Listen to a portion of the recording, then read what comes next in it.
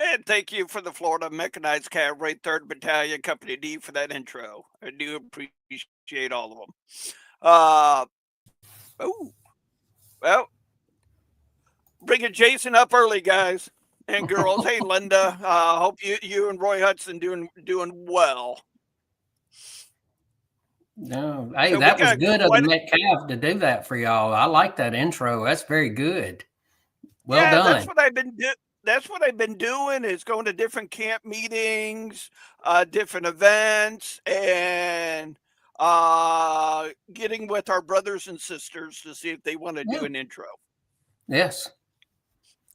Yes. Speaking of Florida Mechanized Cavalry, our Lieutenant Ronnie Nichols is in the house, and our Yeah. division chaplain Kim Hofecker, Yes. Great to see them here. Thank you and the for mouth. allowing me to come on, John. You're always welcome, and the mouth of the South, Jeffro Cotton.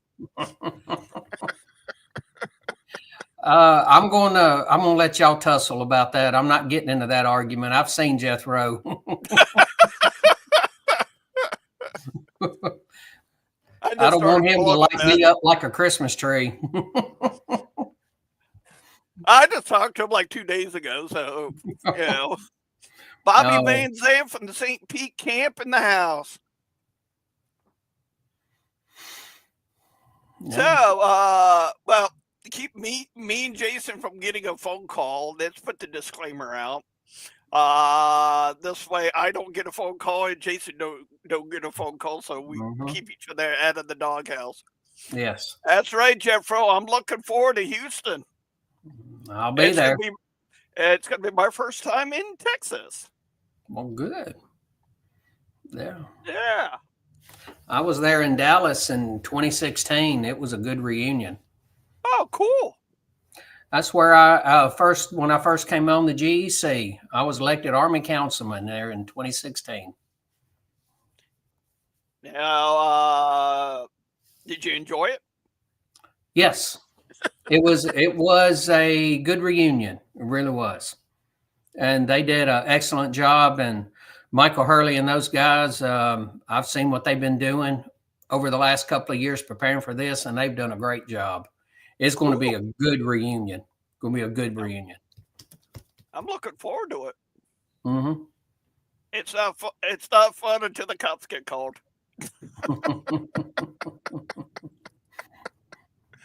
David, how you doing, buddy? Good to see you. Keith from Camp 1209 in the house. Exactly, Kim. Time flies when you're enjoying each other's company. Hmm. The thing is, man, hard to believe it's already April 1. We're already past 3 months into this year. Doesn't seem like that long ago. I mean, time flies, and Kim is right. Time Yeah, does fly.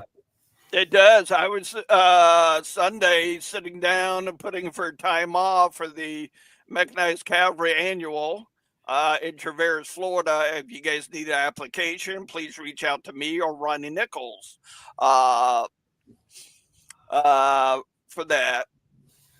Yeah, I put in time off for that. I also put time off for the Florida Division reunion back in Ocala this year. Yes. And our Florida president of the OCR is in the chat, Annette Lindsay. Good to see you, Miss Lindsay. I see David Pope from Tennessee's already jumped in. Yeah. Yeah. You have to love Roy Hudson. You have to. You have to. Yes, I've had a couple of April Fool's pranks played on me. Was any of them by GCB and Moose yet? Not yet. No, I've tried to avoid them because I know what's coming there. Well, Moose didn't answer my question last night. I asked him, I said, hey, I saw you at Bucky's with the beaver. Did you get a beaver onesie? I think he wanted to avoid that question. He did. He didn't. He didn't want to. He didn't want to talk about that. No.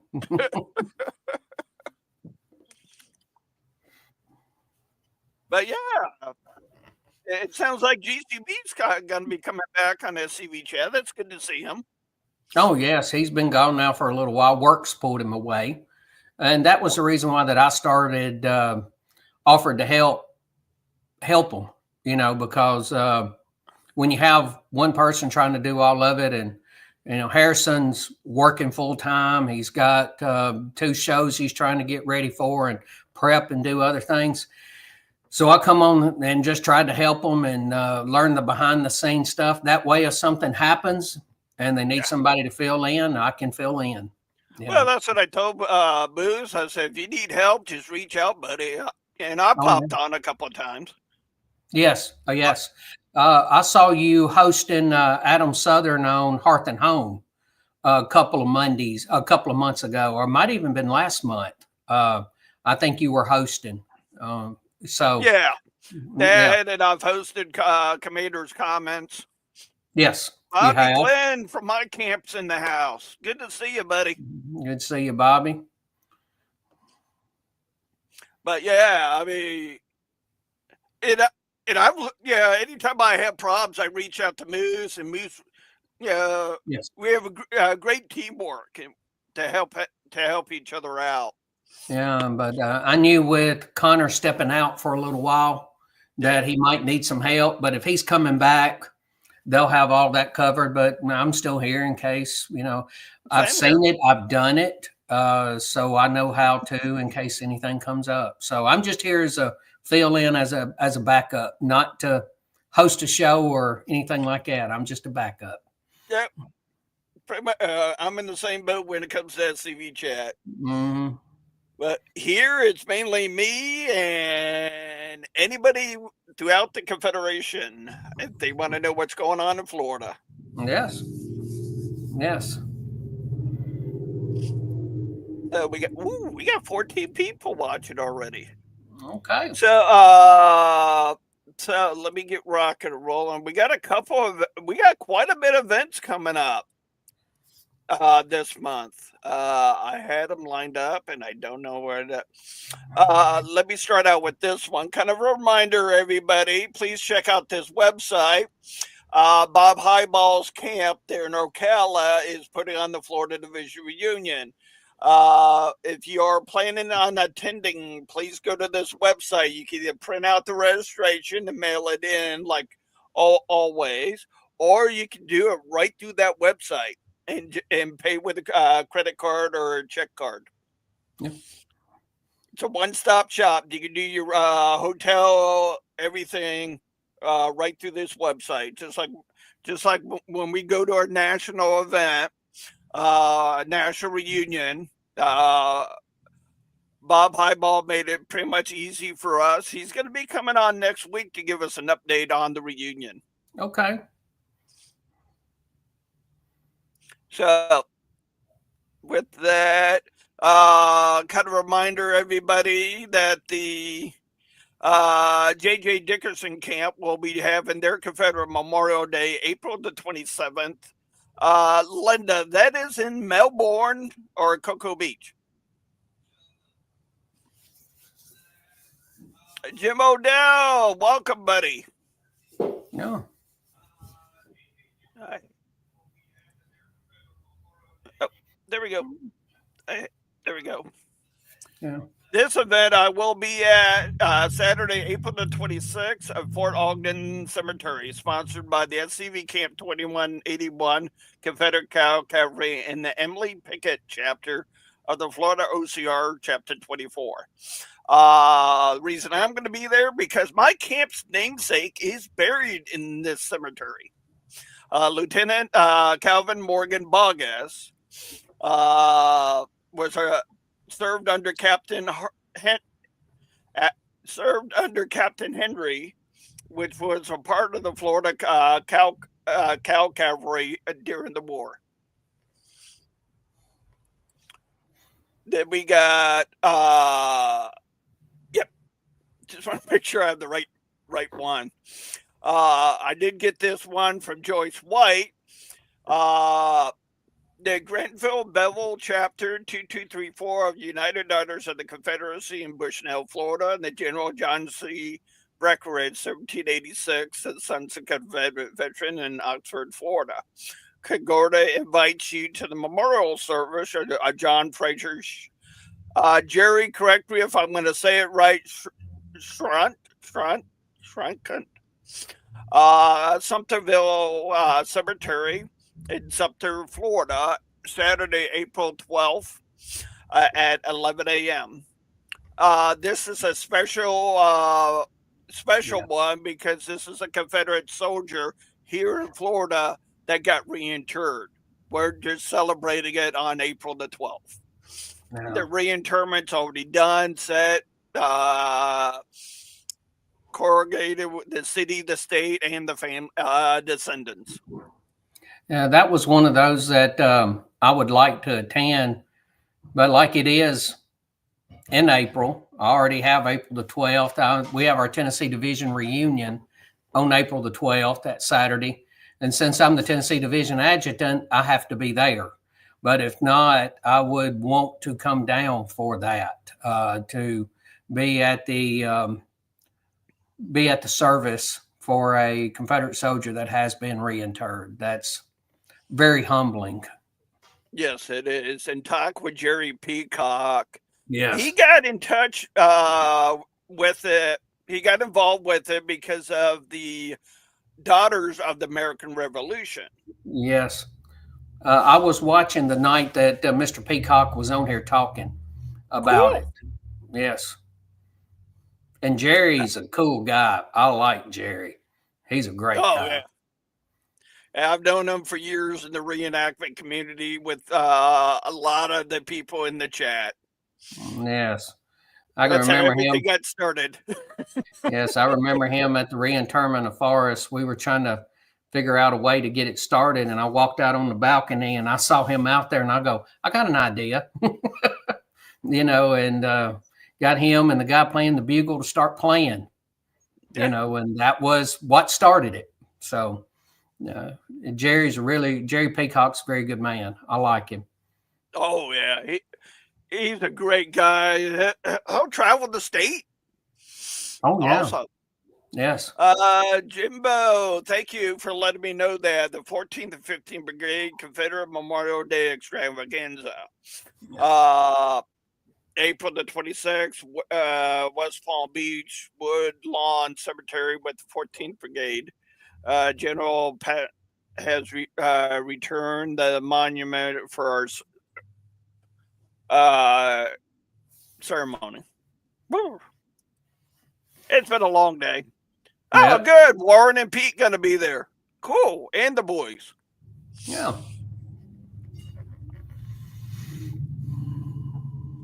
So I know we were talking earlier. Are you able to talk about the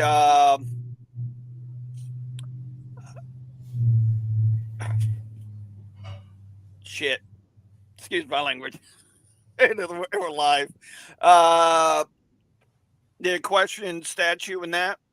No, if you'd like for me to, Yeah, uh, kind of give an update. tomorrow, yeah, tomorrow, as you know, we going to go ahead and start repairing the equestrian statue. We've got a monument company coming tomorrow that's going to evaluate it and give us a bid on what all it's going to take to do some repairs to the statue. It wasn't vandalized or anything like that. What happened to it was in transfer. And that's the reason why things going to be done on site. It's not going to be loaded and transported somewhere else and the work done there. The work's going to be done on site. We don't want it to leave the premises anymore. It's there at general headquarters, and there it is to stay. So we're bringing them on site to evaluate it. I'm sure we'll have to put tents up and all of that while they are doing the repair work. But this is one of the companies that's going to be giving us a bid. We know that we have some things to do to the top of his head because when it was being transferred to us, there was only the route they had picked to get to us. They picked that route because it was lesser bridges and everything else they had to deal with, there was one that they were concerned about. And they eased up to it and eased up through it, and it just barely scraped the top of his head. So we're going to have that work done, have that repaired. And then there was a spot on, he's riding King Philip. That's his horse at the end of the war. And King Philip, at some point in time, years and years ago, one piece was broken off the tail where the tail comes out. And it's near the end. And you could tell that it had been repaired because it's hollow in there, and they had welded a nut, and you could screw the piece back on. Well, somewhere along the way, that's gone missing. So we're going to have to put that piece on there. And over the years, the original saber that was on there was a copy of Forrest's saber that he had at the end of the war. And they had made a copy of it, and they'd put it on, and it got stolen years ago.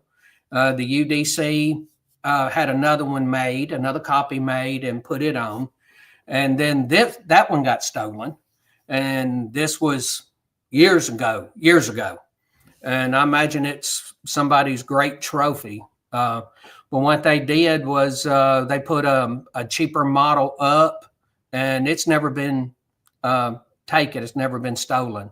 But we're working to get a copy of one of his originals, so we can get one of his originals, so we can make a copy to put it back the way that it should have been. And but right now we've got to evaluate the head where it's got scuff there. Of course, when you hit something like that, it has kind of a rebound effect forward and back, and it cracked his neck from here around. Right now it's sealed up, so when we got it there on site, where we had it in storage before, it was covered, not a problem. We brought it on site, we sealed all of that up, and it's real humbling to be standing on top of King Philip, because, the statue is what you call a half again, which means that's the scale, which means if it's 6 foot, it's 9 foot, it's a half again. And so I'm standing on the back of King Philip, and we're fixing the spot there on his neck, and I have to get around to the front, and I realize that I'm standing there, and I'm looking Nathan Bedford Forrest straight in the face. I mean, he's inches away from me while we're sealing all of that up. But we've got to have that evaluated, that sealed up, see what we're going to do about the neck.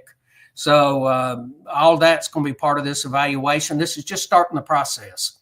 We need to get a minimum of 3 bids that we take to the General Executive Council, so we can evaluate which is going to be the best one, but this is going to start that process. And this is something that I hope to have wrapped up by the time we get to National Reunion, to be honest with you. It is something that I believe, and after talking to a few people, I've got a gentleman that's coming out of Birmingham that he has repaired these statues before. In fact, if you go inside the museum, there's a Robert E. Lee that is on loan to the National Confederate Museum. It belongs to Cap 16 down in Alabama, in Auburn. And it had been vandalized down there, and it had been broken. And all it is Lee standing there, and it is a one rod holding it up that comes up through his right leg. And when it's coming up, it was broken right above that. He fixed all of that, did a fantastic job. This thing had been shot a couple of times over the years. In fact, you can look at it and you can see where one of them had where it had been shot and the bullet tumbled, and you actually see the back of the bullet. I mean, the imprint from the bullet. And it looked like but you can tell exactly what it is. It's a small caliber. I'm going to say probably 38 was what it was shot with. And it looks like a lead bullet, a semi-wide cutter was the shape of it as it's imprinted into it. But he's going to come and he's going to give us an evaluation on it. Then we're going to have to take a look and make sure that there's no water in it. Make sure we get if there is, we get everything out of it, and then get it ready for it's home. So, but this is the Cool. first step in that. So, this is going to be where I'm meeting them tomorrow. Actually, we have a committee, and the committee knows about it. And the committee, whoever's going to be on the committee, wants to be there. Going to be there for this evaluation. So, yeah. Wow. Hopefully, I didn't take too long to tell that story. They tell me I take too long to That's tell awesome. stories. But no, you're fine. Our president of the Florida OCR just want to remind everybody the reunion is June 7th. Please go to floridaocrreunion.com and register today. Mm-hmm. Bob Highball is in the chat. Delyn and Leon Arthur is in the chat. Woohoo! Yeah. Yeah. Alrighty. Now, for our feature presentation on Sam Davis. Okay. I would like to answer Mr. Jim O'Dale. Yeah. Did I salute him? Did I salute the general? When I come about, when I swung around and I was getting between him and the main on King Philip and was getting down to see if anything had gotten around this far, did I salute him? I could have kissed him, but I figured that might have offended him, so I didn't. But I talked to him a lot, you know.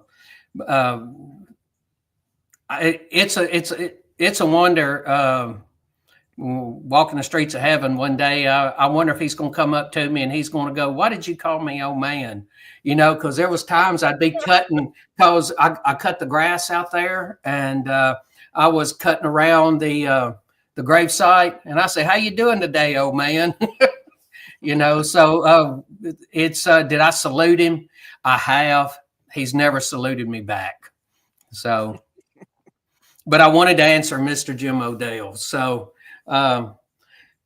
Sam Davis, did you want me to go ahead and get started? Fire away, sir. Okay.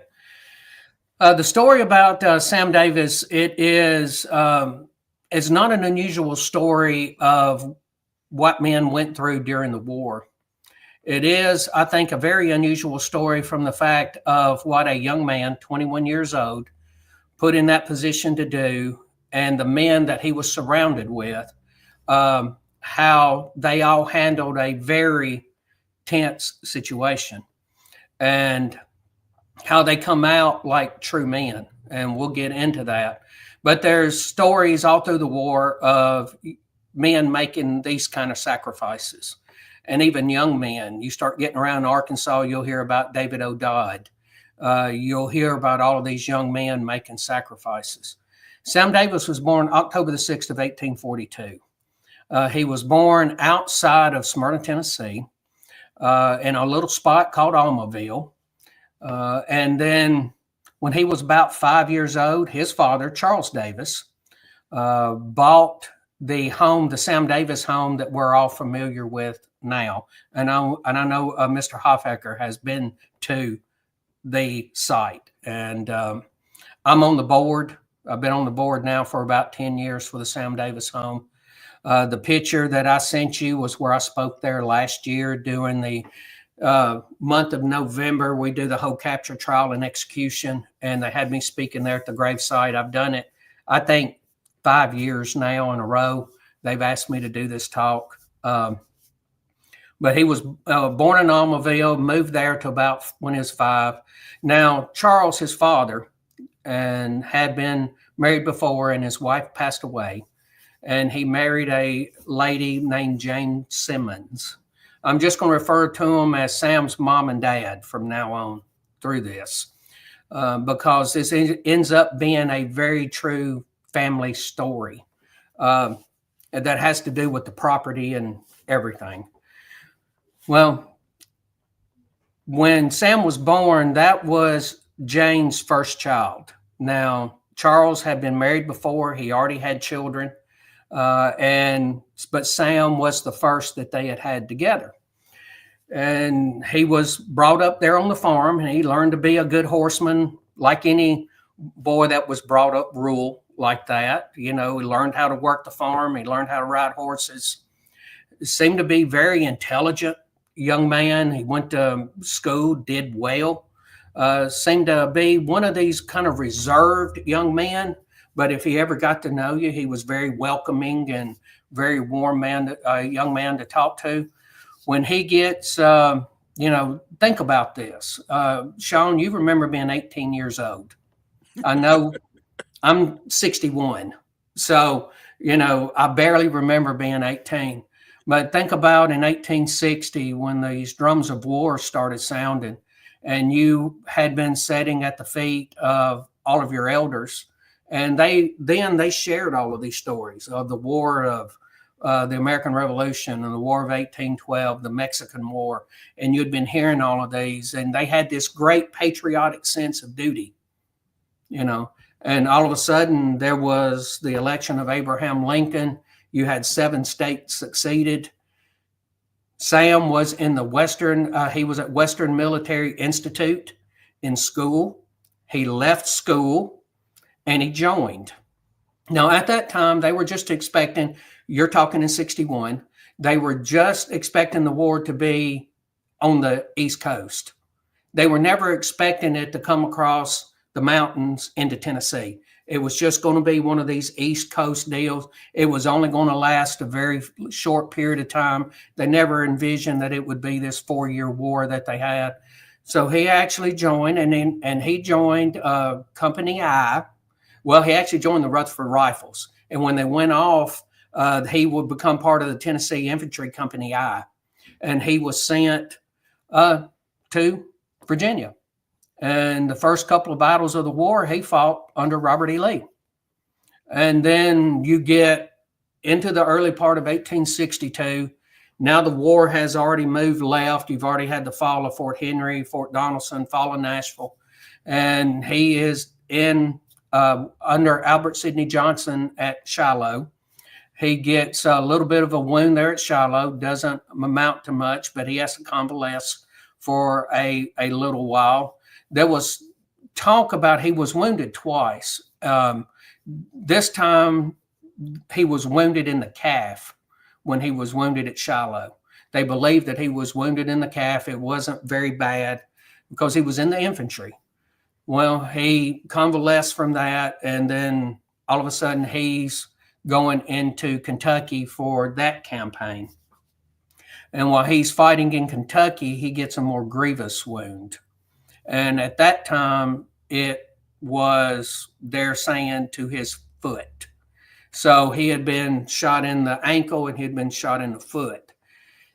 And it wasn't good for him to be an infantryman anymore. And he was probably going to have to go do something else during the war. Probably not come home, but he would have been maybe working an artillery crew. If he wasn't doing that, he'd probably been, riding the wagons. But he had a half brother named John, and John was in the war, and John was already one of Coleman's scouts. Now, Coleman scouts, they went by the name of E. Coleman. That was the man who ran it. His real name was Henry B. Shaw. So Henry B. Shaw was running the Coleman Scouts. He was needing scouts. They were setting up the scout line that was running from eastern Kentucky all the way down to Decatur, Alabama. So they were working in Kentucky, Tennessee, and Alabama. And John talked to him. He said, "Hey," and Sam was a good horseman, and that was one thing that he could do, was he could be a horseman during the war. So he became one of the Coleman Scouts. And what we think is his second, for lack of a better term, I'm going to call it a mission, because, what they were in charge with was carrying papers from one location to another. He had been up in Kentucky. You're looking in October and he started his way back, and he come through Tennessee. He was met there. He was staying in some bushes and some shrubs. Most of the time they slept during the day, found a place to hide. hid during the day, and moved at night. And that was the reason why it was a very dangerous job, because this whole time they were operating behind enemy lines, and they were carrying letters back and forth to all of these generals or wherever they needed to go. So he met up there. There were some girls around, ladies that come around there. They knew that he was there. They knew that he was part of the scout line. They brought him some newspapers, things like that, for him to transport down to Braxton Bragg. And okay, so he does that. And he's coming back into Tennessee. And he goes past his house. And what he does, this is during the night. You can go to the house now, and you'll notice that there's a big rock that's off to, when you walk up to the house, it's off to the left. He tied his horse to the rock. He walked up to his parents' bedroom window, and he tapped on the bedroom window. His parents let him in. Now remember, this is federal occupation. This is federal occupied territory. And his parents let him in. His daddy repaired his boots. His mama fed him. He had a younger brother by the name of Oscar. Now, Oscar was 4 years younger than Sam. And there had already been fighting all around in that area. And Oscar had found a federal overcoat. And Sam's mama, because wintertime was coming, you're talking, it's now into November, wintertime was coming, and she took that blue Union overcoat and she dyed it brown with walnut holes. Now we know that to be a fact because the Tennessee State Museum has Sam Davis' overcoat. The Tennessee Division Sons Confederate Veterans, through their tag program, raised money to restore Sam's overcoat. And during that whole deal, they have to do this, what material it's made out of, where it's been, the whole thing. Now it's more of a grayish color because the brown has started to leach out of it. And they determined that it was a federal blue overcoat that had been dyed brown with walnut holes. And his mother gave him that coat. He went in and he visited with his siblings. They were there in the house. He had a couple of younger brothers, like I said, Oscar, and a younger sister, and he went and he visited with them. This was during the night. He only stayed there a little bit, gave him a kiss, and then disappeared into the night. As he was leaving Smyrna, the house there in Smyrna, he's headed to Columbia. Now, in Columbia, he was going south on there toward to a little community that's called Campbellsville. And that Campbellsville community is still there. Now, that was where he met up with E. Coleman. And E. Coleman gave him these papers to take to Braxton Bragg. And this is where the story, how it really marriages in with the SCV. At this point, there was a Confederate soldier that was, Mooresville Pike is the road that is right in front of Elm Springs. If you're there, Mooresville Pike is on there. There was a Confederate soldier, and he lived right down the road from Elm Springs. His name was Billy Moore. And Billy Moore was a member of Coleman Scouts. Billy Moore and E. Coleman had met that morning in a community called Williamsport, Tennessee, which is west of Columbia. And he was going to give the papers that he ended up giving to Sam, he was going to give them to Billy Moore. But Billy Moore had wore his horse out. E. Coleman looked at him, looked at his horse, said, "You're going to have to rest your horse. Go back into Columbia, see if you can find a horse. If you can't, rest your horse." And that's what Billy Moore did. And then E. Coleman, because they had spots where they were supposed to meet up because there were friendly houses, friendly locations that they could meet. And Sam knew where he was going, so he goes down to Campbellsville and he meets E. Coleman, and E. Coleman gives him this paper. Well, he leaves Campbellsville and he's kind of skirting around Pulaski because Pulaski is occupied by the Federals, a lot of 81st Illinois that are there. And Braxton Bragg is the Federal general that is in command. And Braxton Bragg is going wide open trying to find the Coleman Scouts because there's dispatches that's not making it through. They know that the scouts, and they know them. They know they're out there, and they're trying to locate them. Well, he skirts around Pulaski, and he ends up at a little spot to rest during the day in a thicket, and he was resting under a plum tree. And this is in Minor Hill, Tennessee. And you can go there right now, and you can go to the actual capture site where Sam was captured. How he ended up getting captured, there's been some subject of all of it. As you know, he had been riding for 2 or 3 days at this time, been staying awake during the day, riding at night. But what we do know is that, and this is according to, and we'll get into this, but we know this to be a fact, because Sam was put on trial, and this come out in the trial, that there were 2 men that rode up to him. Now, he probably ate him a few plums, and he laid down in that thicket under the plum tree, and he went to sleep. But they rode up on him, and they were in Confederate uniforms, so he started talking to them. And they were telling him, no, Pulaski's not in federal occupation.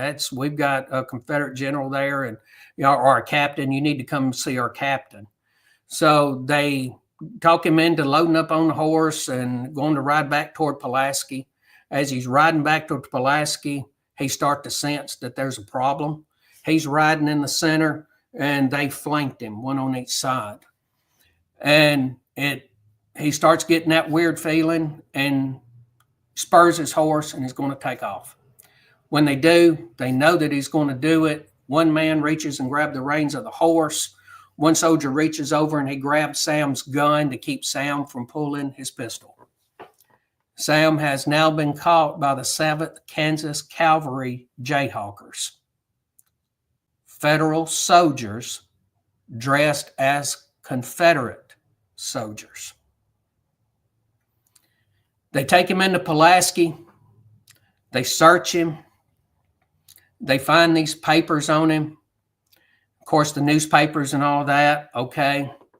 But there's a few things that he gets caught with that are very, very bad. One of them is a letter that could have only come from the desk of Granville Dodge. There was no such thing as a bunch of copies being made and shipped around everywhere at that time. He actually had papers on him that came from Granville Dodge's desk. They were in that pack that was given to him. Part of it was under his saddle. Part of it was in the side pockets and everything else that he had on him. So they were going through everything. They went through his coat. They cut his boot open, and they found his death nail. There was a letter to Braxton Bragg from E. Coleman in his boot. They knew that they had caught them, one of Coleman's scouts. And they start the interrogation up there. Now remember, this is November the 20th. Sam is 21 years old. He had just turned 21. And he starts being interrogated by all of these men.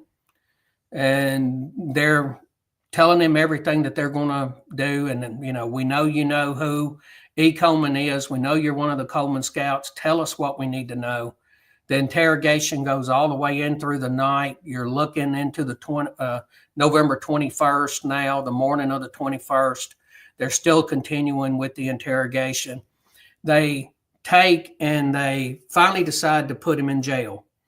and and they took him to the Giles County Courthouse. You can go to the Giles County Courthouse today. That's still the same Giles County Courthouse that was there during the war. And Sam was in a jail cell under there. And they started, they're keeping the interrogation going. Now, one thing that they had done before they put Sam into the cell was they had decided that they were going to put a spy in there. So they dressed up a Federal soldier as a Confederate and pretended to capture him and put him down in the jail cell with Sam to see if Sam was going to say anything. So when they put Sam in the jail cell, and remember, he had been captured the day before, he's been interrogated and sweat on all night of the 20th, and now into the 21st. They put him down into the jail cell, and when he walks in, there's E. Coleman. They had captured E. Coleman, Henry B. Shaw, the head of the Scouts, but they did not know who he was. He didn't have any paperwork on him. They just found him to be a civilian, believed him to be a Confederate sympathizer, and they were waiting on the prison for the train to come through, and they were going to put him on a train and send him north to a prison for being a Confederate sympathizer. So he walks in and he sees E. Coleman. And there is another one that is one of the Coleman Scouts that is in there. They start coming down and they start interrogating Sam in front of these other two men, Henry B. Shaw and his, I forget Brown's first name. His last name was Brown. It forgets me right now, but maybe it'll come to me. But they're interrogating Sam in front of them. And they're telling them, we know you're one of Coleman Scouts. We know you're one of these. Tell us what we need to know. We're going to put you on trial. But tell us what we need to know. And they were interrogating him in front of them. And then they'd take him upstairs and interrogate him some more. It was like this all the time. Well, while he was gone on one of these times, Billy Moore gets captured. And one time he's in the jail, he comes in jail, and Billy Moore has been captured. Now, Sam and Billy Moore knew each other. They had actually rode together, and they knew each other.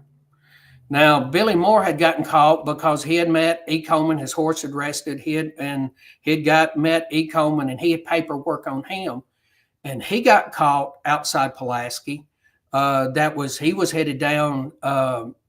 He was headed across over toward the Atlanta area, Galeyville, Alabama, and start and go over that way. So, but he had papers on him when he got caught, but he pretended to be sick. So they put him, he went to a house that was supposed to be in a friendly house. The Federals had found out that it was Confederate sympathizers, and they had Federals waiting in the house. So when he showed up, they got him. He pretended that he was sick. Billy Moore started eating the papers that was on him because he was acting sick, like he was throwing up and he had a fever and this whole thing. He was throwing up the papers that he was choking down. And what he couldn't, he was throwing out and throwing in the fireplace. So they knew that he was a Confederate soldier, but they did not know that he was one of the Coleman Scouts.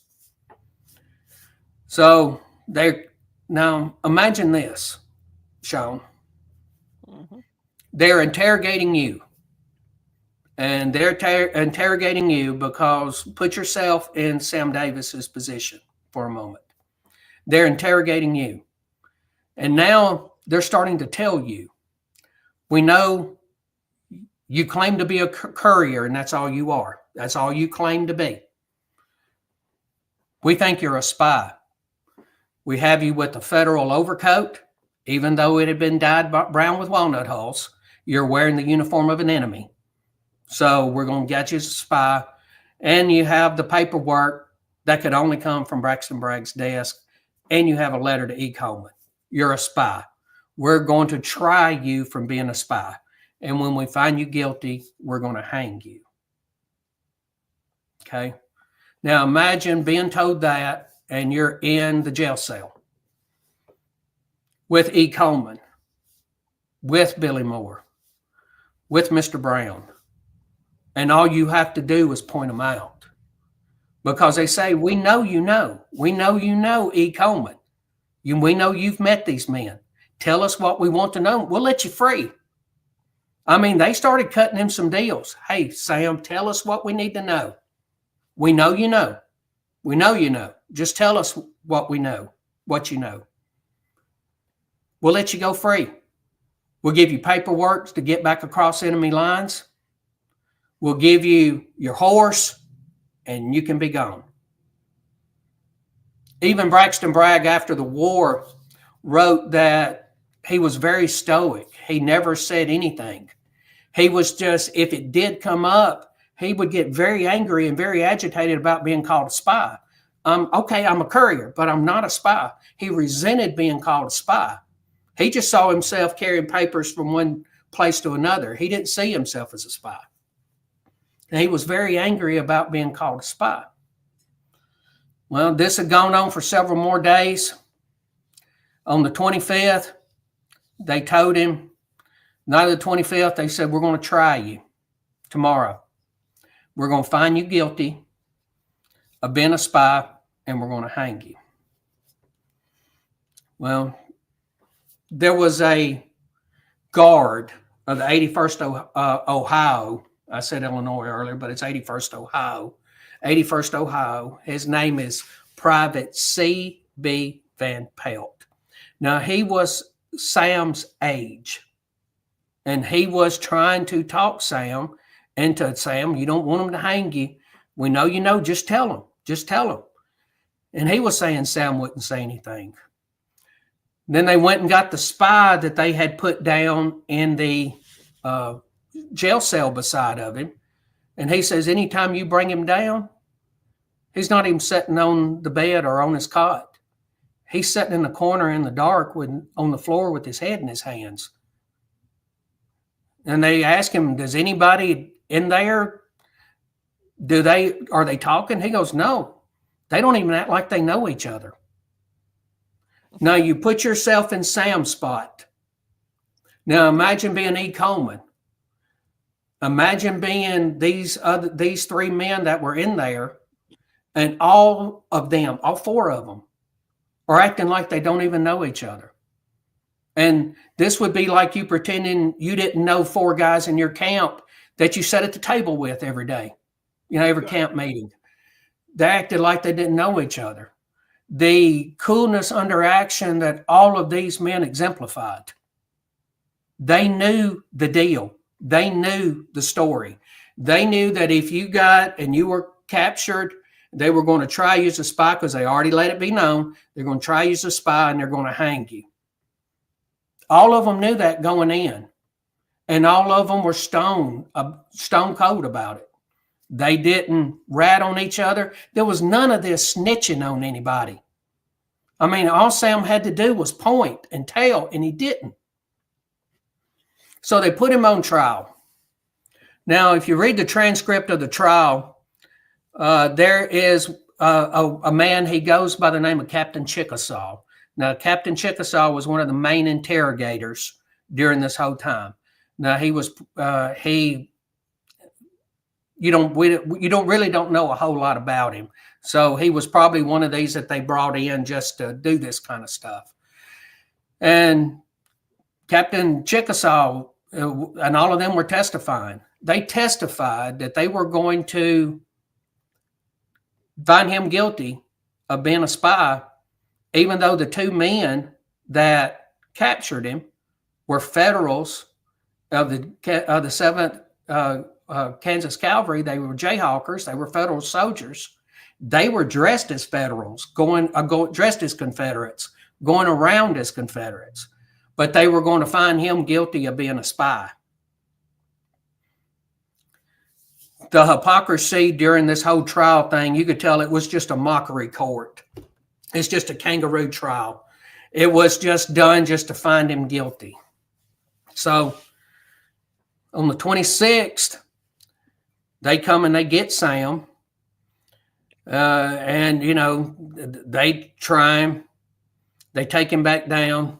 Of course, they find him guilty. They don't even take the time to tell him by one of them. They tell his guard, Private C.B. Van Pelt. Private C.B. Van Pelt has to go tell him that they're going to hang you in the morning. They found you guilty and they're going to hang you. Now imagine this happening down in the jail cell. E. Coleman hears it. All of these men hear it. Chaplain Young of the 81st Ohio comes in and he visits with Sam. And he asks, would it be okay if they sang his mother's favorite hymn on Jordan's Stormy Banks? So they start singing. Before long, all of the men, a few words into it, all of the men know it, and they all start singing. So when that finishes, Chaplain Young leaves. He asks for a pen and a piece of paper. He writes a note, a letter to his mama. And he takes and he cuts the buttons off and he gives them to Private C.B. Van Pelt to, my family's going to need to come get me. So, give this to this person, this to that person. That way, when my family gets here, they'll know what happened to me. And next morning, about 9 o'clock, you start hearing the funeral dredge being played. The federal band has cranked up and they're marching toward the courthouse. About 15 minutes to 10, they bring Sam out. He already have a coffin, his coffin that's already in the back of a wagon. They shackle his hands and his feet. He gets on, they make him get onto the wagon. He sits on his own coffin. Chaplain Young is riding with him. And the only thing Sam complains about is they put the shackles on real tight. Do you mind? Because, after they cut his boot off, they put it back on him and really didn't do anything for it. So it just kind of loosened on him. And he asked, can you do something? So they cut the end of his boot off so where he was more comfortable. He goes a quarter of a mile east to the next hill where the scaffolding has been erected. A hollow square has been formed. I don't know if you know what a hollow square is, but that's just a square. It's empty in the middle. That's where the gallows were. But there were federal soldiers all the way around facing out. The wagon rides up. A section of it opens. The wagon comes in. They get Sam off. They get his coffin off, and he's sitting on his coffin. And they're still asking him. Now, Sam he started to loosen up about this. In other words, he has accepted what's fixing to happen to him. He's accepted it. And he knows that this was part of it. He's accepted it. He did have one last look at the men. When the wagon rode off, the men were standing at the window and they made eye contact with each other as Sam rode off. He knew and he had already resigned himself to the fact of this was what's going to happen. So he asked him a question. How's the war going? Very Southern thing to do is you are facing impending doom, and all of a sudden you want to strike up a conversation with your enemy, the man that is going to kill you, and you strike up a conversation with him. When they tell him how the war's been going, he says, well, it looks like the boys are going to have to fight the rest of the war without me. Captain Chickasaw rides up. He is on Sam's horse with Sam's guns around the horn on the saddle and papers in his hand. He said, Sam, this is already signed. You tell us what we need to know, or you're going to hang. Now, supposedly this was said during the interrogation. Private C.B. Van Pelt said that it was said during the interrogation. But we know that it was said this because it was multiple people heard him say, I had rather die 1,000 deaths than betray my friends.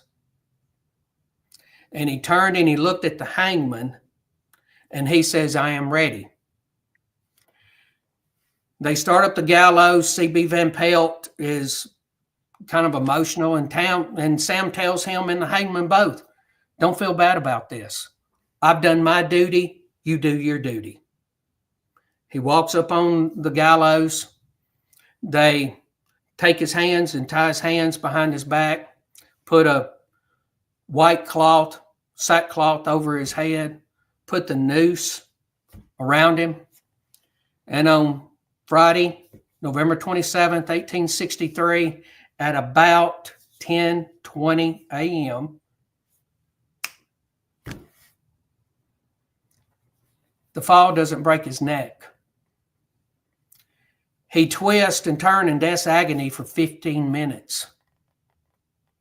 It chokes him to death. It takes him 15 minutes to die. Men write about it. Men who had been in these battles, Federal soldiers, are writing about it after the war, saying it was one of the worst things that they had ever seen. They had to turn around and walk away. Some of them were saying, "We shouldn't do this. This is a sin. We're going to have to pay for this." It choked the life out of him for 15 minutes. Then he hung there another 15 minutes. They cut him down. They put him in his rough wooden coffin, and they take him to Maplewood Cemetery there in Pulaski, and they bury him along with other Confederate soldiers. Okay. Now, there have been some rumors going around about they caught a spy. They caught a spy. They caught one of Coleman's scouts, and he got hung. The paper, Nashville paper, on December 2nd. Imagine being Sam's mom and daddy and reading in the paper, that was your son. They had captured and they had hung. So Charles only knew one thing to do, and that was to go get his baby boy.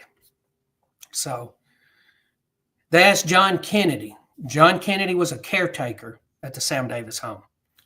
He was about 25 years old, 26 at this time.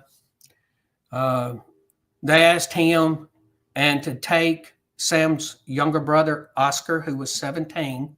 So you had a 25-year-old and a 17-year-old to go get Sam's body in Pulaski. So they load a wagon up. They head out with some food. They have to go to Nashville. So they ride from Smyrna to Nashville to get a coffin. They bought a wooden coffin. Then they had to get the paperwork to be able to travel. Now, they had a hard time getting paperwork. And I see Mr. Hoffacker has said on here, how far is Pulaski from Columbia? Straight down Highway 31, about 30 miles. So they go to Nashville and they get the coffin and they get the papers, but it's tough to get the papers. But as soon as they say that they're going to get the body of Sam Davis, they get the papers. And they start that way. Now it's 100 miles between Nashville and Pulaski. Remember, this is all occupied Union territory. And they're traveling like this. Now imagine, put yourself in John Kennedy's spot. You're going to go get your boss's son who has been executed, hung, with his 17-year-old son, traveling in Union occupied territory. So they end up getting down there. Takes them several days. As you can imagine, traveling the roads. They get down to Pulaski. It's later in the afternoon. They go before the provost marshal. And the provost marshal was typical, not in a good mood, didn't want to be bothered. John Kennedy walks in and he goes, "What do you want?" And John Kennedy even tells the story and writes about it. He goes, "What do you want?" And he goes, "I'm here to get the body of Sam Davis, the boy you hung." And he said, John Kennedy said this, the man's facial expression completely changed. The man was behind the desk. He come around the desk and greeted John Kennedy, shook his hand and said, "I'm sorry. Be sure that you tell his parents he died like a hero. He died like a man." And he goes, "I would like to disinter the body." He said, "That's not going to be a problem."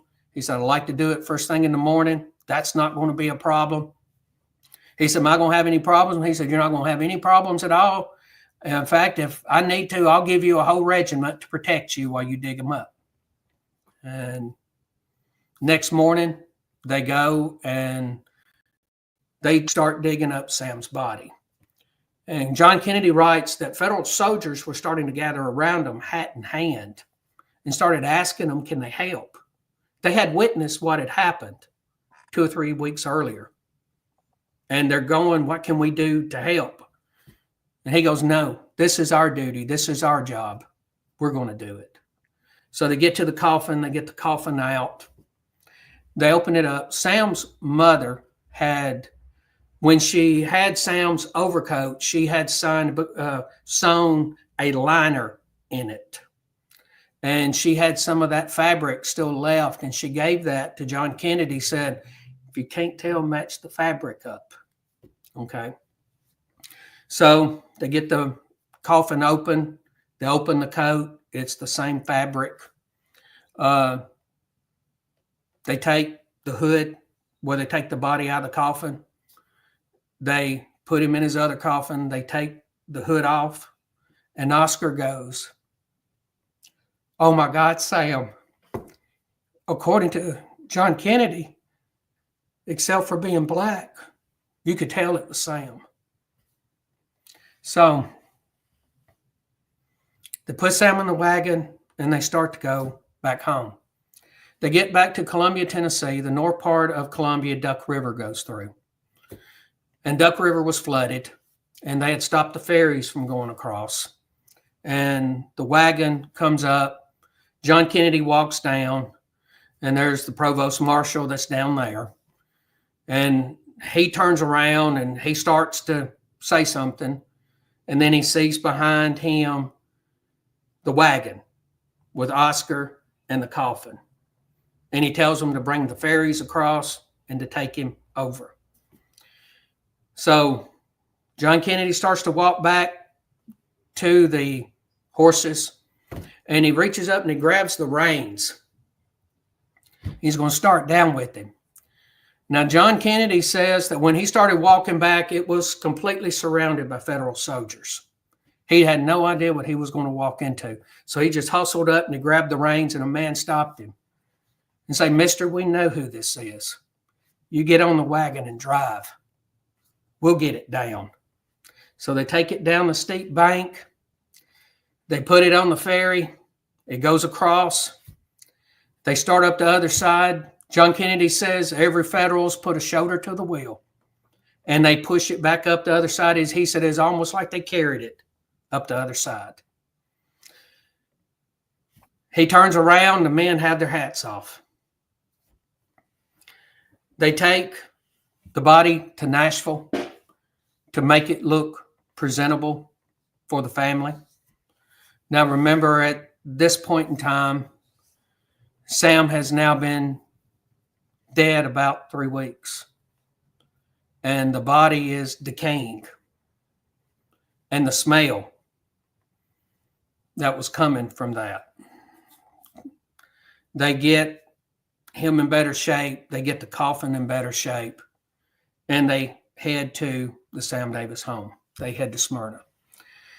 We've all watched Western movies, and you know the old wagon wheel sound that you have with those. Mm-hmm. Sam's mama is upstairs in the girls' room. So you can go into the girls' room and you can look out, and you're able to see the drive up. She looks out, sees Oscar, John, and a coffin, and she collapses. They bring Sam in the house. When you go in the front door of the house, there's a room on the right. They turned the house into a house of mourning. They covered the windows up. They covered the mirrors up. If you come to the Sam Davis home during that week from November 20th to November 22nd, 27th, we will have the house in mourning. You will see just like it was then. Sam laid in state in the house for a week. So he was there from around December 19th or 20th until December 26th. When they removed him from the house and they buried him across Stewart's Creek, across the road, across Stewart's Creek. The story is the stench was so bad that they had to burn every piece of fabric in the house. The curtains, the bedclothes, everything. The stench from Sam. His body decaying. It's now been, he was dead a month at that time. So they bury him there. I'm going to take you back just a step. When they get to the house and Sam's father wants to see him, he tells him it's better not to, because after they had gotten the coffin to Nashville, they seen how bad the body was decayed. And they said, it's better not. You need to remember him the way that he is. And you remember I told you about the letter Sam wrote. Mothers, wives, they know their son's handwriting. They know their husband's handwriting. He gives her a letter. John Kennedy gives his mama the letter. And imagine reading in your own son's handwriting. Dear mother, oh, how painful it is to tell you. I have to die tomorrow morning to be hung by the Federals. Mother, do not grieve for me. I must bid you goodbye forever. Then he says something I think is very important. I do not hate to die. Then he goes in a little bit more into the letter, and he starts telling them where Pulaski is and where he's left this piece and this button, where he left the letter. Because when John Kennedy showed up, everybody who had anything from Sam brought it to John Kennedy. So he took all of that with him, including the overcoat. And they had all of that. And he says in there in a P.S., Mother, Father, do not forget me. In a postscript, he writes, Mother, Father, do not forget me. Well, Sam's mama couldn't stand her baby boy being buried across the road and across Stewart's Creek. Stewart's Creek goes through their property. So in 1866, she has Sam disinterred, and you can go there, and Sam is buried in the backyard where she can look out the window and see him. And she can stand on the porch and see him, and she can walk 50 yards and she's at the grave, and his obelisk is there. Sam's mama always wanted to know these stories. When Confederate veterans were having reunions and getting together, she would go. And she would want people to tell her the story that they knew of her son. Now, Sam's story was just kind of left, and it was forgotten, for lack of a better term, until the Confederate Veteran Magazine and Sumner A. Cunningham started writing all of these stories. And this story about Sam Davis came out. And there was a monument that was put up to him at the courthouse there in Pulaski. You can go see it. A monument's put up for him there where he was captured at Minor Hill. He has a monument that is on the Capitol grounds in Nashville, Tennessee. Stories have been written about him. Plays have been written about him. And and there's an endearing lesson that I've learned from all of this, and that is the intestinal strength, intestinal fortitude, whatever you want to call it, that all of these Southerners had at that time, which is so lacking in today's people. That, she couldn't forget about her boy. She wanted to know about it. She saw that in his handwriting. And that letter that he wrote, that's continuing until today. That continued all the way up through World War II and Vietnam and Korea and all of that, men writing letters home and but she has that telling him that he knows that he's going to die. And the tenacity of those men who were in that jail cell together, those 4 men, members of Coleman Scouts, were in that jail cell together, acting like complete and total strangers. All of them knew what they signed on for when they signed up. And they had the guts, the heart, the strength to do it. All of us know people that would trip you up and push you down to get in front of you in line at Walmart, much less be willing to die to save you. And that's what Sam did. And I can't imagine being those men that were in that jail. You always owe your life to Sam, because Sam Davis was a true Southern man, the kind of man that scares people nowadays. Those were the men that you looked for at that time.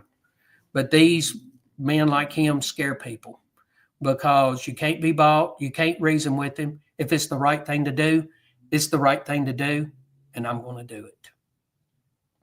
Hopefully I haven't been too boring. Does anybody have any questions or anything about this story? I do. Whatever happened with Jack Coleman and the others? Okay. Billy Moore returned home. He survived the rest of the war. Now, he did go to a POW camp. He got out, and I think he ended up fighting a little bit more. He ended up moving right back to his house that he was brought up in. Drive past, the front of Elm Springs where the house is up on the right on the hill. Just drive past there and you'll go down just a little bit down there and you'll see a house on the left on top of the hill. That's Billy Moore's home. He is buried. It's still there. His home is still there. He is buried at Rose Hill Cemetery. And a few years ago during the cemetery walk, I was asked to portray Billy Moore. And I got to tell that story from Billy Moore's perspective. And, and I don't know if I could really even put myself in his shoes, realizing what Sam did. Now I left out one part about Billy Moore. Now, he ended up getting captured later. But what happened was the night that they told Sam what was going to happen, during the night, he pretended to be sick again. And he asked if he could be put near a window because it was cool and the cool air might help him feel better and whatever. Well, he ended up jumping out of the second-story window. The ground was frozen, covered in sleet and frost, and he slid all the way down into the ditch. And he laid there in the ditch for a little while, make sure the coast was clear, and he made his way, just escaped during the night, and ended up making his way back to Pulaski. And he ended up catching, getting caught a little bit later, and he ended up doing some time in a POW camp. I think he was part of at that time he wasn't back into he hadn't gone back to being a scout yet. He was just a Confederate soldier because they caught him when he was traveling somewhere. So, but he's buried there, and I got to portray him. His house is still there, right down from Elm Springs. Henry B. Shaw, E. Coleman, he survived the war. He went to POW camp. I believe he was in Sandusky, and he survived Sandusky. And he was killed in a boiler explosion in a after the war. Him and he had a relative. They started a shipping business going up and down the Mississippi, and they had a boiler explosion on the ship, and that's what killed him. One of the other men, Brown, survived the war, died an old man. So yeah, I hope did I answer Well, your question? oh yeah, thank you. We have a few more questions for you. Okay. I just had it. There we go. Yes, it will be. In fact, the ladies' deal is, there's when the men have their business session, and I'm a member of the OSC, when the men have their business session on Saturday, the ladies will be having a ladies' tea at the Sam Davis home on that Saturday. So you can come and you can go, you can tour the museum there at Elm Springs, and it's not very far. I'm going to say it takes an hour and 15 minutes, depending on traffic. It's probably 55 or 60 miles to make it from Columbia to Smyrna. And then, but yes, the Sam Davis home is going to be open on that Saturday. Yes. Cool. Hey, But the JD, ladies' good tea to is see going you, to be buddy. there. Yep. But the ladies' tea will be there. The Order of Southern Cross ladies' tea will be there on Saturday morning. Cool. And it's I've had several great honors during my time. Like I said, I've been on the board. Several years back, they asked me to clean Sam Davis obelisk, and of course, I know the certification stuff, and I use D2, and they will, you know, come out and clean it. So I come out and I cleaned it. And you talking very humbling to be standing on scaffolding that high up cleaning Sam Davis obelisk. It's about like looking Nathan Bedford Forrest eye to eye. It's one of those really humbling things. So, Victor has an interesting question. Does Elm Springs Museum have any Sam Davis artifacts? we have one thing that's on loan from the Sam Davis home. There was a Sam Davis hotel in Nashville. And when they closed that hotel down, they had a full size painting of Sam Davis in the lobby of the hotel. And they gave that to the Sam Davis home. Well, the Sam Davis home has put it on loan to us. That is all that we have from the Sam Davis home. They have they have Sam's letter that he wrote home to his mama, so you can go there and you can see the letter. Go to the house. I mean, go tour it. You can go see where Sam tied his horse up. You can go to his parents' bedroom window.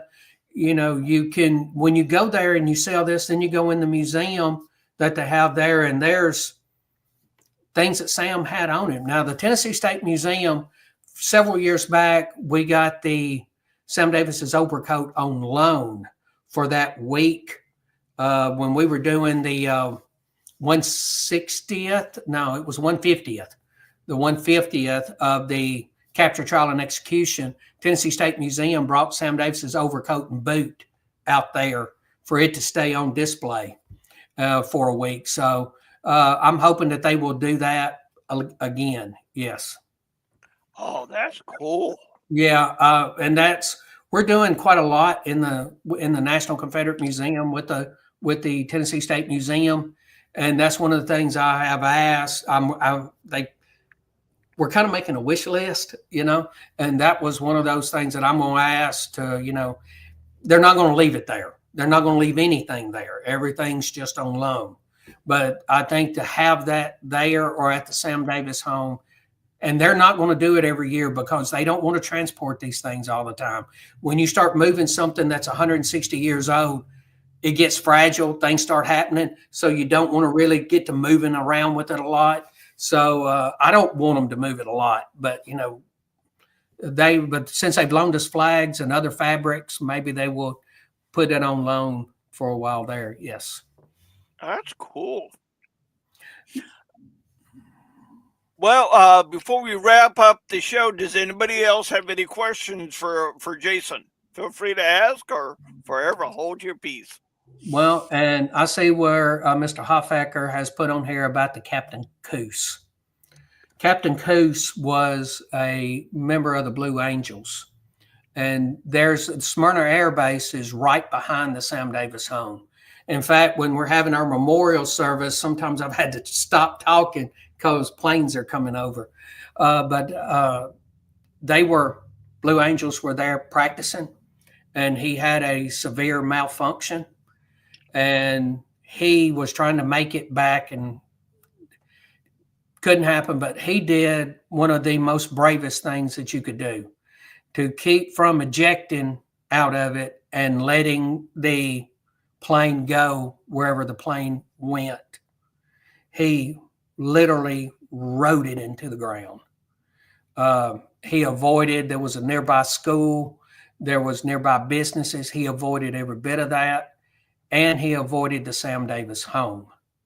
He actually crash landed it in the backyard, maybe 75 yards from Sam's statue, Sam's obelisk, his tombstone. Just before it landed, and he rode it down that far, he ejected, but it was too late at that point, and it ended up killing him. But we put a bench up in his name at the very spot where he passed. So that is one of those stories that, when I'm thinking about Captain Coos and, Sam visited that house one last time alive, and 3 weeks later he come back in a coffin. So that is one of those places that has seen its fair share of tragedies as well. And people from the Blue Angels still come and view that bench because Captain Coos did a extremely brave and honorable thing. He lost his life to keep from costing anybody else theirs. So he was a hero. And I see on there, Victor Smith, are there any descendants of Sam Davis? And yes, they're members of the SCV. Let's see, was last year, they had a reunion. The Davis family had a reunion there at the house. The Davis family stayed in the house until I believe it was 1925 or 1927 when they turned it over to the state, because all of a sudden Sam became a huge hero. It actually belongs to the state of Tennessee. They turned it over to them. And every so often they will have a family reunion. And a couple of years ago, I think it was last year, not 2 years, but maybe just last year, they had a reunion there. Victor, I hope I answered your question. Yes, they are. And some of them are members of the SCV. Cool. Ready. I don't know about some of you, but yeah, it's just about 9:30. Oh, my stars. I didn't mean to talk that long. Sorry, Sean. I told you to cut me off. Hey, I was actually getting into the story and listen to your voice, your facial expressions when you were talking about it. I really enjoyed it. Yeah, to me, it gets, even though I've talked about it for years, when you get to that point and you start talking about his mama, yeah, and her reading that letter. But can you imagine what Oscar saw when they took the mask off, they took the hood off? It's just heartbreaking. And Victor Smith, yes, it is the plain one because my wife has the good one. She's drinking out of it. Because about the tumbler, because I bought one of Victor Smith's tumblers at an auction at a reunion. But it's a bigger one, and sometimes my wife uses it. Yes, and she has it right now. And I'm Cool. sorry I went this long, but the story takes, and I can abbreviate it, but to tell the whole thing takes 45 minutes or an hour. I enjoyed it. And I think everybody in the chat enjoyed it too, because we shot up. We got just about 20 people right now watching the show Oh, still. good. That's good. That's good. Sam is a great story, and you can find Sam Davis Home online, and they are, um, they like everything else, they're underfunded, but you can join different because I'm on the board, and you can join these different levels, and look them up online, and maybe join the Sam Davis Home Association, and it goes because they do put the money to good work. Right now, they're doing a lot of work on the house. We got a grant, so they're starting to replace. No, I'm sorry, repair the original windows. They've taken them out, and there's a shop that specializes in that.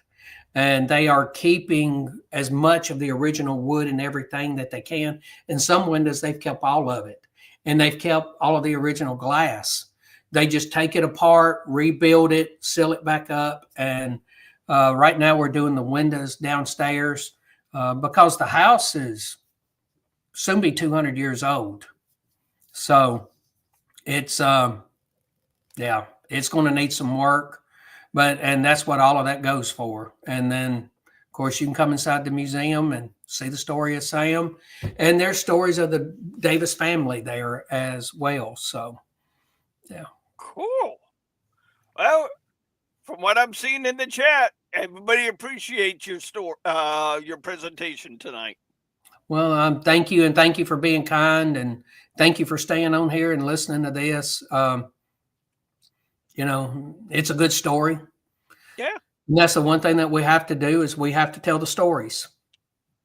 And there are so many stories like that during the war, and Yeah. it just needs somebody to learn it and would be willing to talk about it because there's so many stories like that. And I'm sure Florida's got a passel of them down there to where you have great Confederate soldiers that did beautiful, wonderful things, and talk about them. Exactly. And one episode this month, I'm going to be talking about my Confederate ancestor. I got a book that's transcribed letters that he was sending home during the war. So I'm going to be reading out of that book. Wow. Yeah. And Mr. Hoffecker, thank you for that. I'm no way a singer, but yes, I did lead on Jordan Stormy Banks. I led the men there at the chaplain's conference and singing Sam's mama's favorite hymn. And the story is that anytime that they got together, they would start singing that. The veterans were when she was around.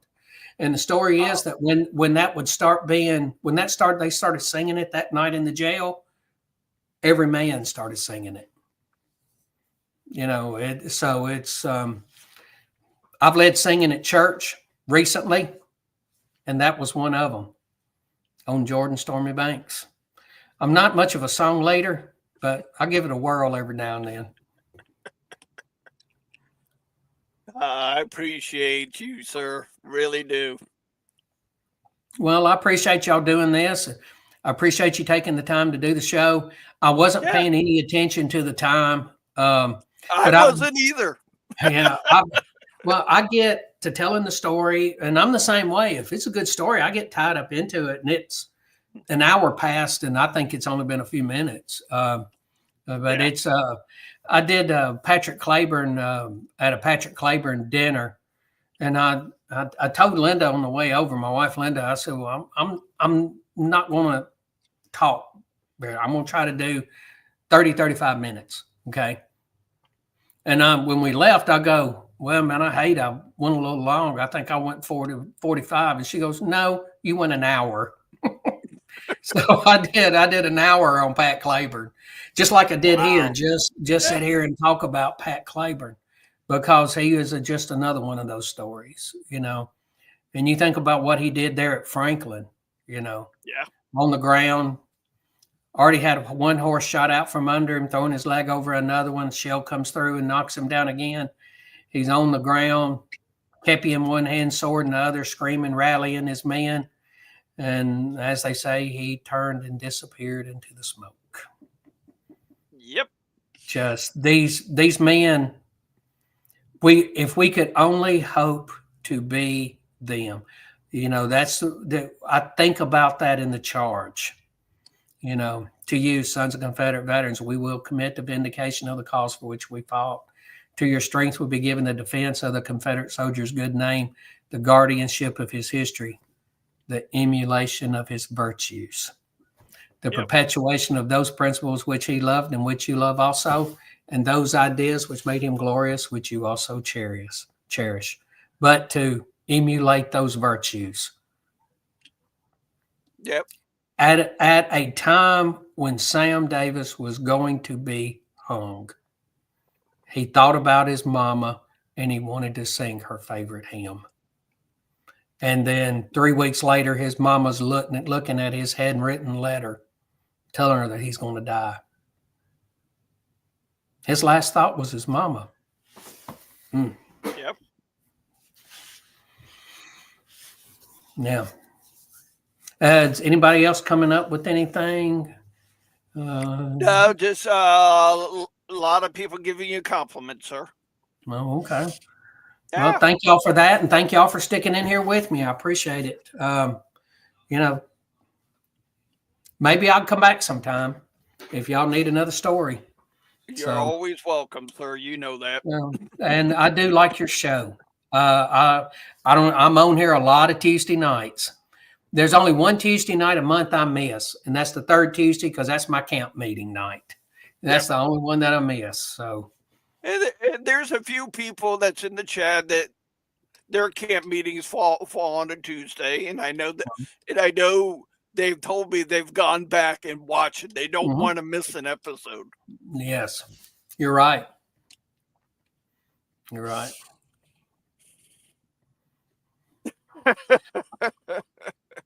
Larry Rowe used to do an impersonation of Claiborne in uniform.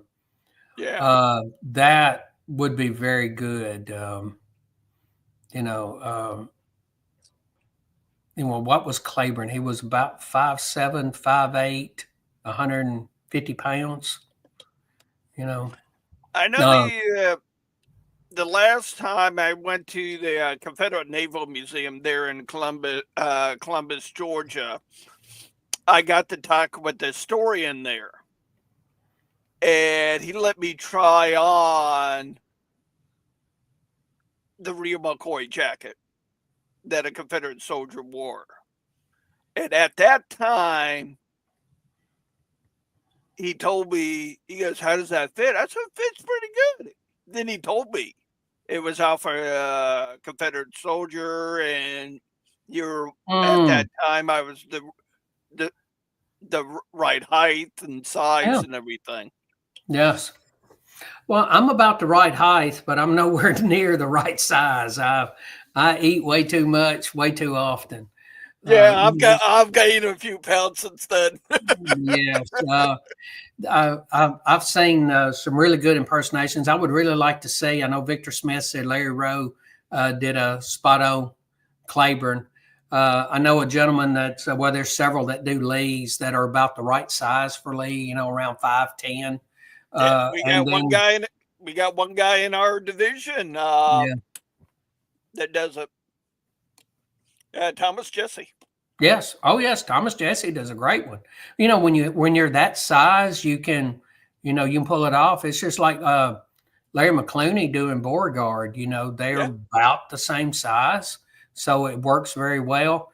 I saw a guy that did a very good Jackson, Stonewall Jackson, but he had the right height, had the right kind of beard, was thin like Jackson was. Jackson was what about 5'11". He was just shy of 6 foot, and he was about 170 pounds. And this guy pulled it off. And then you see Forrest at 6'1" and 185. There was a gentleman, and why am I drawing a blank on his name? He did Nathan Bedford Forrest for several years, and he was a spot on Forrest. He had the right height, he had the right look, and never heard Nathan Bedford Forrest speak. But when he spoke, okay, that sounds like what I would think Forrest would sound like. And Oh, okay. and he did it, but he's Stan Dalton. David Pope is right. Stan Dalton is his name. Uh, and Stan Dalton, he was at this past boyhood homecoming back in June of last year, and it was great to see him. Stan Dalton he did it as long as he could, So and but it's good when they can do that. And I have not seen a first person of Claiborne. I bet that would be good. Yeah. Ready, Jason. I appreciate you taking time out of your busy schedule to come join us tonight. I appreciate it, sir. Well, and I thank you for allowing me to come. Thank you for allowing me to be here. Thank you for the invitation. You have a good Yeah, show. Keep up the great work, and Florida strong. exactly. And what a way to kick off Confederate Heritage Month with Mr. Boshears on Sam Davis. Guys, if you're near I-10, take pictures of the signs telling people we're celebrating Confederate Heritage Month. Send them to me. And I know a lot of you are out there. So if you're near I-10 in Florida, take a picture of it, email me, send it to me on Facebook. I want to see how it comes out. I'm sure the rest of the state of Florida and outside the state of Florida wants to see how it came out also. I know we got three coming up out there too on I-10, and that was from our AOT Councilman Roy Hudson. Yep. So He's a good one. Roy's a good one. Yeah. He's a good one. All right, David, Ronnie, Jimbo, everybody, have a good night. Stay out of trouble. Stay Florida Division strong. Till next Tuesday, we got Bob Highball coming on. Stay safe. And if you're feeling down and out, check out Psalms 23. Have a good night. Good night. Thank y'all for allowing me to be here.